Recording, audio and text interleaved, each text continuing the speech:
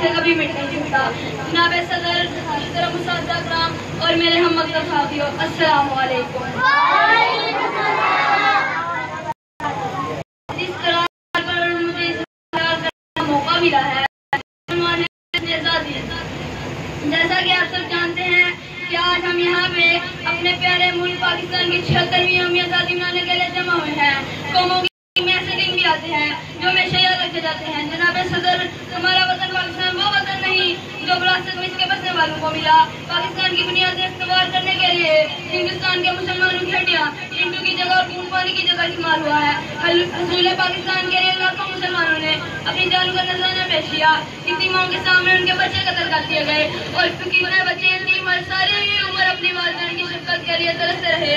14 अगस्त 1947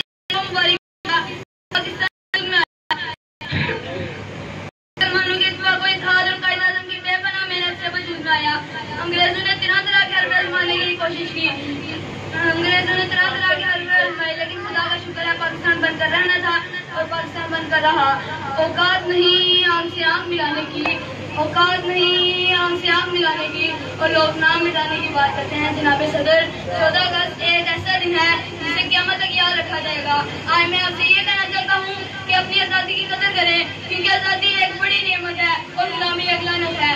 ज़ल्ज़लों की नदस्तर हो कभी, ज़ल्ज़लों की नदस्तर हो कभी, ऐ वतन तेरी इस्तिक़ामत तक हम पे गुज़रे क़यामतें, लेकिन तू सलामत रहे क़यामत तक।